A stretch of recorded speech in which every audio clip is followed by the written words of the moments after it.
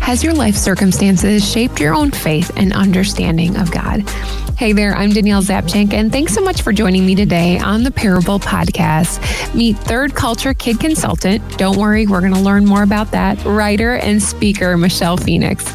She shares about how her circumstances brought her to a place of appreciating the moments around her. I had to learn to look for those glimpses. The French call it a clin d'œil du ciel, a wink from heaven. So yes, I am steeped in uncertainty and fear and dread, and I'm noticing that nurse who went out of her way to be kind. And I'm noticing that sunset that I want to make sure I imprint in my mind, because that is a form of beauty that brings solace to me. So it was a practice of acknowledging and allowing the scary stuff at the same time as really intentionally looking for the beauty that also happen in life, but we tend to miss them. We get so rightfully focused on life and death situations. Here's my conversation with Michèle Phoenix.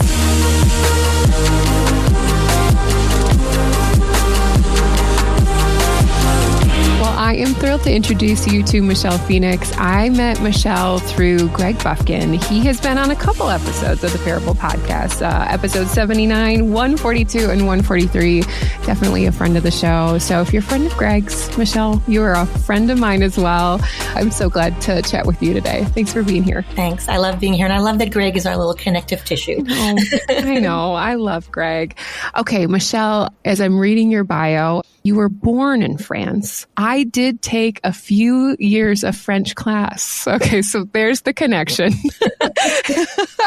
Tell me about that. It seems like, and you were 20 years in Germany. I mean, you are a world traveler. Tell me a little bit about that. Yeah, you're right. I was born in France. My parents were missionaries there. My dad's Canadian, my mom's American. So I'm one of the rare holders of 3 passports in this world. And I was there until I graduated high school when I was 18. So France all the way through there. I went to school in Germany, but lived in France across the border, which sounds ridiculous, but that's the way it worked. Every day we'd go across the border. Came back to the States to Wheaton College, essentially because there were 2 college catalogs in the school library, and this one had the prettiest picture on the cover. That was the depth of research that went into that. And then went back to Germany to the school that I had attended as a teenager that I'd graduated from, and taught there for 20 years in all the fun stuff, music and drama and creative writing and the occasional middle school French class, which was not ideal, but all the rest was fabulous. And I was there for 20 years. And then after those 20 years, in 2008, I was diagnosed with the first of my 3 forms of cancer that I've survived in my lifetime. And because of that, I think I started to consider what my legacy was going to be. If I had 1 or 2 years left to live, how did I want those to impact the world? And that's the only thing that would possibly have torn me away from a place and people and an institution that I deeply loved. So 2010, I came back here to the States. I am now outside of Wheaton, Illinois, in a little town called Winfield, and working globally with missionaries' kids and third culture kids. We were just at a breakfast this morning for our daughter at the high school, and there was a teacher, as she's retiring, she's really thinking about that word legacy. Everything that I've done, does it even matter? And that really gives you a perspective when you're walking through a traumatic situation. Cancer not once, but you said 3 times? Yeah, 3 times. And so you just kind of question, what is my legacy? As living globally, is there something that you miss? Now, you're in the bustling suburbs of Chicago, but is there something about that global experience that really has opened your eyes to just what the world, you're a better global understanding?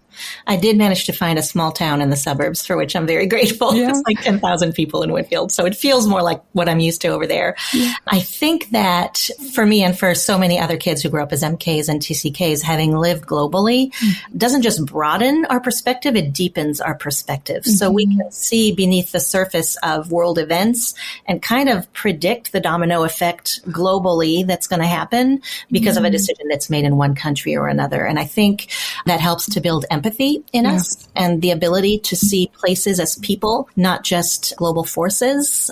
On a very basic level, I miss croissants like a pain in my bones every day. I need a croissant that actually bleeds butter through the paper bag. That's That's what I miss most.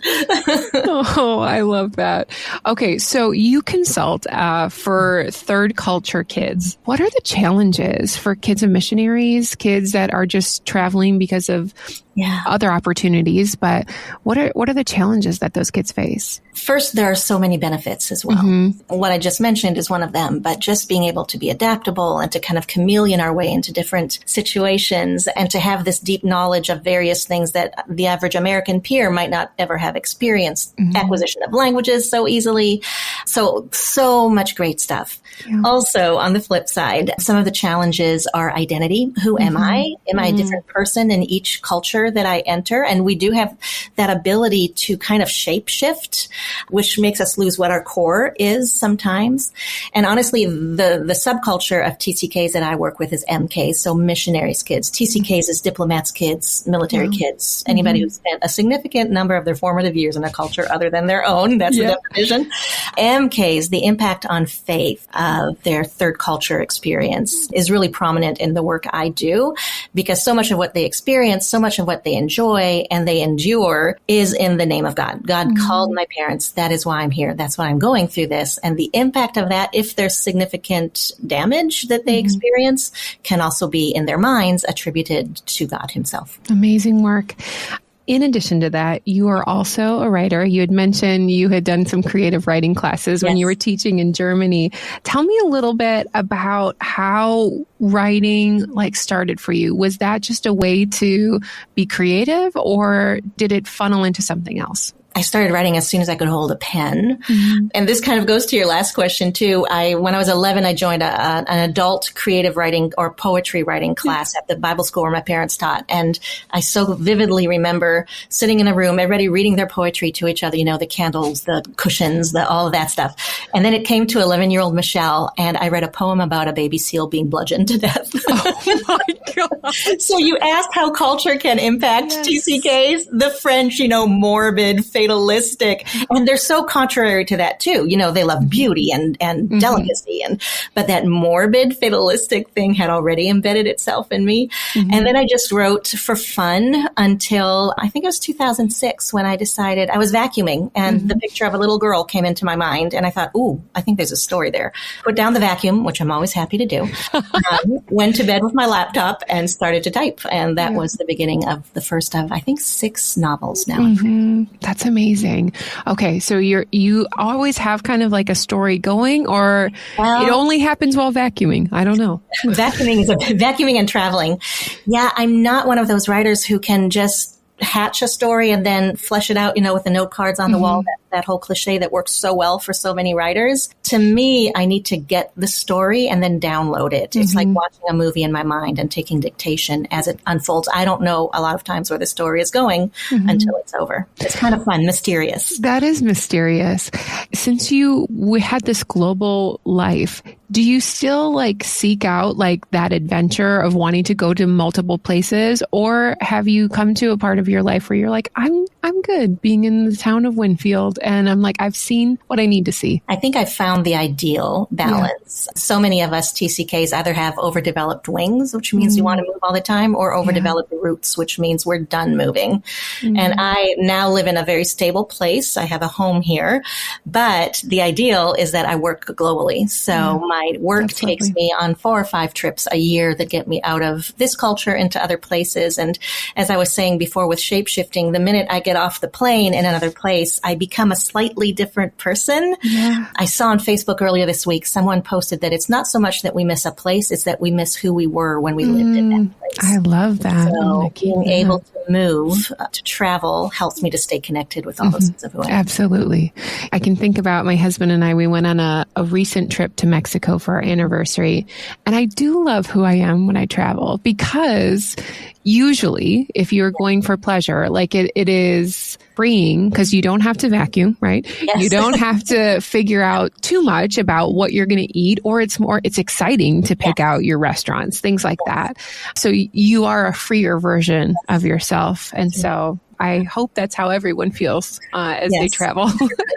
All right. Well, Michèle, we are going to just transition into your parable story. I mean, this is a way that, one, I get to learn more about people. You talked about building empathy earlier, and I think that is one of the ways I better understand people and understanding their journey and what God has taught them. So I'd love for you, Michèle, to share with us, what is your parable story? Well, my parable is actually a story from the Bible that was not intended to be a parable per se. I've mentioned a little bit about my life journey so far with the cancer that happened 3 times, most recently 7 years ago.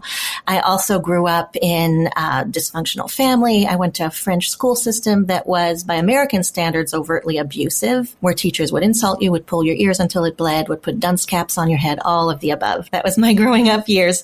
I was a very sensitive child and very insecure, so that really didn't help. And then some problems with mental health that came from that, as well as abuse with friends and strangers. So all of that created, as you can imagine, just kind of this heavy backpack of trauma that I was dragging around with me everywhere I went. And then I came across this story of Elijah. This is where being multicultural is not going to help me. Is it First Kings or 1 Kings in the States? First Kings. Okay. Yeah. I think the British say 1 Kings and the French say un roi. So it's not helpful to me at all. So First Kings 19, the story of Elijah who escapes out into the hills, into the mountains, into a cave. And the Bible tells us about this huge, cataclysmic storm that breaks out around him with fire and an earthquake and winds so strong that the winds would lift rocks and clash them together and they would break and fall back down to the ground. And in my understanding growing up of all of those simple things that adults say to children in the midst of suffering that from an adult's perspective, from a mature faith might make sense, but from a child's perspective is confusing. Things like God wanted you to suffer and nothing happens to you that doesn't sift through God's hands. And God has a plan for this, which again implies that it was his goal all along for me to be abused, for me to get cancer, for me to grow up in a dysfunctional home and in dysfunctional classrooms. And what I love about this story of Elijah is that from my initial perspective, I would have said, well, God wanted him to be terrified and traumatized in that way because God had some kind of plan for it. And it's okay for him to be traumatized and terrified as long as there's something good that comes out of it. And then there are 3 phrases in this passage that kind of contradict that in a powerful way. And they are, I'm going to read them to make sure I get them right. But the Lord was not in the wind, but the Lord was not in the earthquake, and but the Lord was not in the fire. And as I've sat with that over many years now, again, ensconced in this community where everything is attributed to God, the good, the bad, and the horrible, I've started to realize that there are other sources of affliction in this world that we need to acknowledge too. Does God sometimes, I think rarely, use pain to bring about some amazing shift, almost a tectonic shift in the world? I'll leave space for that, but there's also the impact of sin on the person who's making the poor decisions. There's the collateral damage of the poor decisions others make that affect the innocent around them. There is life on a broken planet where those tectonic plates shift and earthquakes happen and tsunamis happen. And there is the natural decay of illness and eventually death, because that is where we're all headed in this life. So being able to open my mind to the possibility that every iota of pain that I have endured and survived was not directly willed by God and then inflicted by God makes it a whole lot easier for me to go to him for comfort. Because with the children I work with, so many times we say, yeah, God's okay with that horrible thing happening to you because he has a plan for it. God's okay with it. Now go to God for comfort. And the 6-year-old, the 8-year-old, the 11-year-old will be really torn between whether this person, this God, is trustworthy or not, when it apparently causes every bit of affliction that we endure in our lives. So I love that story of Elijah and the earthquake and the wind and the fire, because it opens the possibility that not everything that happens to me that is so grievous and so insurmountable feeling is directly inflicted by God. When it happens, is he there standing next to me, grieving with me, angry at what happens to me? I love the image of God incensed at the damage humans do to humans, as opposed to the image of God casually standing there going, yeah, it's okay. I'll figure out a way to make this okay. Gosh, Michèle, I think everyone wrestles with that notion as well, because when something happens, God has a plan for this. Yes. And usually people say that, like, let me pray for you. And like, he has a plan for you. That's a very church response. We'll work all things out for good. All of these are not necessarily wrong. Yes. But they're very myopic. Yeah, absolutely. Yeah. You know, you've walked through a lot of things in your life. Could you go through, like, kind of narrow in on one situation where you're like, I am really questioning, like, do you really have a plan for this? So many of these things. As a child growing up with kind of this chronic dysfunction in the home, that was a constant question for me, because my parents were working for God and we're doing good work and we're seeing results. We're seeing people introduced to Jesus and some of them accepting Jesus and following Jesus.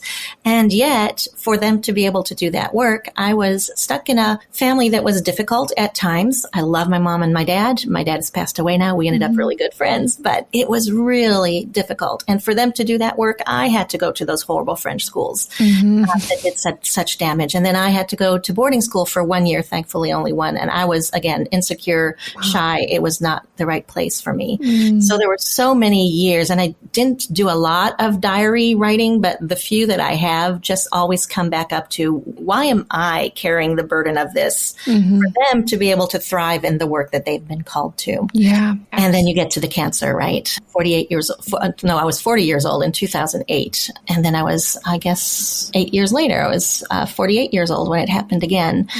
And the why me is a really easy place to go and a logical place to go. It's part of the grieving process. I don't hold it against anybody to go through the why me phase of survival.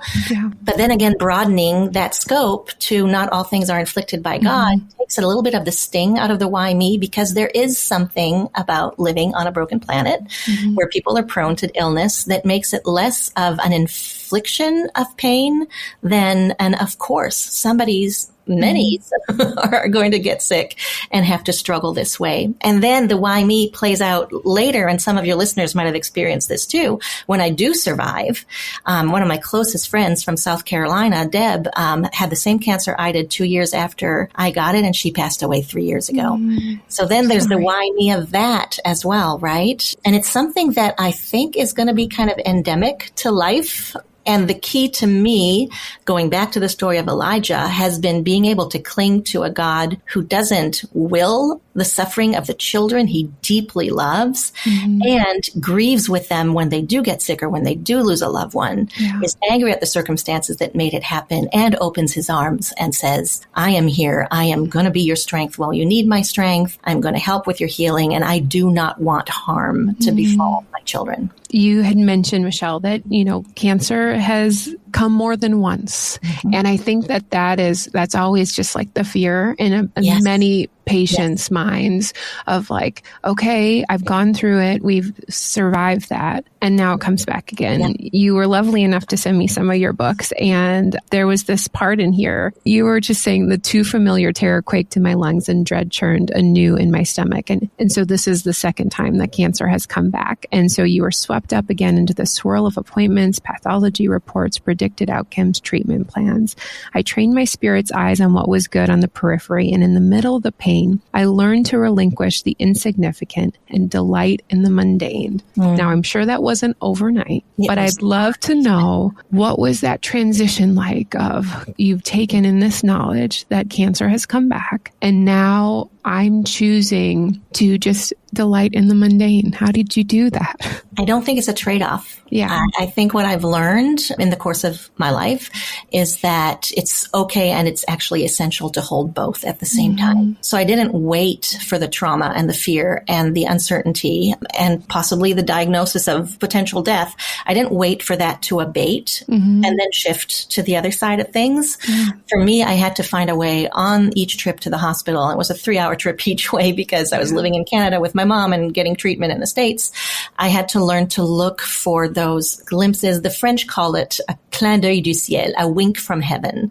So yes, I am steeped in uncertainty and fear and dread. And I'm noticing that nurse who went out of her way to be kind. And I'm noticing that sunset that I want to make sure I imprint in my mind, because that is a form of beauty that brings solace to me.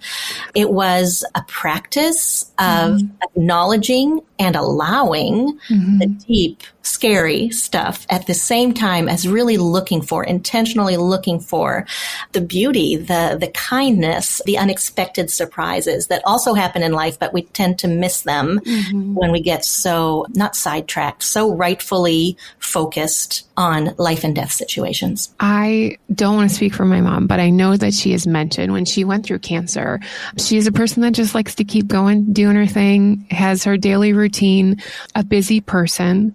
And so when radiation occurred and she had to stay home, she had to just go to the appointments, she actually found it as quite a blessing. As unnerving and odd as that sounds, like God used this time to really speak to her soul in a new and different way. Well, and there's an international piece to that part of my story, and then I went back to Germany for radiation. So I was still teaching, not full time, but teaching. I lived in Germany. Radiation was in Switzerland, and I had to go through France to get to the Switzerland part of radiation, which was only a half-hour trip. It was that corner of Europe. But I discovered that there were 5 really amazing bakeries in that part of France that I went through. And every day I would stop at a different bakery on the way back from radiation. I'm still working to get off the radiation weight because of that, probably. But again, it's those, dang it, I have to go to radiation and I'm really tired and my skin is almost bubbling up from the radiation side effects. But you know what? I know where the best croissant in Saint Louis, France is. And I'm going to go get that on my way home. And then I'll take a nap. Again, it's not replacing one thing with the other. It's really, and I think it's almost a spiritual practice of looking for those winks from heaven, for those things God is giving us in the middle of the darkness that can bring a little bit of a silver lining to something that would otherwise be unbearable. Michèle, going back to that idea of like, well, God is doing this in my life. It's, and we end up living in a sinful world. We're on a broken planet. What would be some tips or encouragement for us to kind of change that mindset going forward, to know that, God is not out to get us. You know, he is a loving Father, and to like move forward in a different perspective. Yeah. This will probably seem a little odd, but so many of the young people I work with, so it's usually teenagers and young adults that I work with in the MK Missionaries Kid world. And so many of them has either a picture of the casually careless God that's standing by, or of the God on the Sistine Chapel painting that looks just furrowed brow and angry, and I'm going to do this to you because I'm going to, bring something out of this. And honestly, the thing that I have seen change entire mindsets about faith itself is telling them how angry, I use a different word, you can edit this out, how pissed off God is that these horrible things are happening to children he loves in the course of doing the work that he called their families to. And when hard things happen still to this day, when even being a single woman at this age starts to get a little bit heavy to carry, I think of how this was not the way it was supposed to be, and how dissatisfied and angry God is that we broke the world, we broke humanity, and all of these beautiful outcomes that he had planned are going to be a little bit harder to reach on this planet for most of us. So introducing the students I work with the concept of a God who rebels against the evil that causes us pain, while understanding the whole free will of humankind and all of that stuff, introducing them to a God that weeps with them and shudders with them has been really helpful for me too, as I've navigated some of this. You had mentioned that there has been multiple traumas in your life, Michèle. What has helped you work through that? Because sometimes without that, it can be re-triggering. It can be very confusing, or we have these mindsets that are very much ingrained into our mind. So how have you processed through these portions of your life where it has been really, really hard? There's actually a whole chapter of the book on trauma and mental health. At the risk of being controversial, when I was a teenager and going through deep depression, I tried to kill myself twice when I was 17 years old, never told anybody. But I finally was put into counseling with the pastor's wife, I think, at the school that I was attending. And it was not the right kind of counseling for the intensity of what I was experiencing and for my level of faith. The counseling she offered was wonderful and would be really helpful for some people, but reading verses every day about his eyes on the sparrow was not going to change the depth of the turmoil that I was in. Number one, I wasn't sure God existed, so whose eye? And number two, I'm not a sparrow. So I also got a little bit of sarcasm from my French upbringing. So it took years. I was in and out of pretty significant depression until college. In college, I tried a different kind of therapy, which helped, but I didn't have the money to keep going. And then finally, after I had been a missionary for a year, and I thought I was doing well. I loved my work. I loved the students. I loved Germany. I loved walking out my door and walking for miles on these little paths in the foothills of Black Forest. But I would drive home at night. I was living with my parents still at the time, and these French roads that have the evenly spaced trees alongside of them that you see in all the movies. I remember driving home elated with my life and still thinking if I turned my wheel just a little bit and hit that tree, maybe something, I didn't even know what it was, maybe something would go away. So at the end of that year, I came back to the States, and a friend introduced me to her therapist, who took me instead of her on a pre-established appointment that he had with her. And in that therapy session, which was more clinical, I encountered Jesus in a way that I never had in all of those other therapy sessions that were trying to resolve huge existential psychological wounds with verses that didn't really mean anything to me because God meant nothing to me.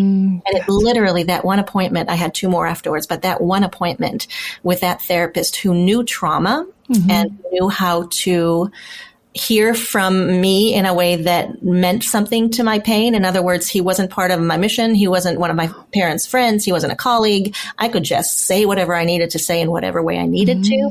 That changed my life. It absolutely changed my life. I still had a lot of work to do, but I met Jesus in a therapy session that some people would say is not conducive. I agree with you. And I thank God for that therapist. I mean, because it's just like when people are diabetic or you need to take some kind of medication. And we need these people who are truly, like I feel, God's instruments, allowing them to do the gift, like we use the gifts that they have to help people open up and realize and understand, what they've been through and just process through. It's and so those helpful. Gifts themselves are God-given, right? Those therapists and counselors and whatever role it is, those gifts they have that help people feel are God-given. So why not benefit from them?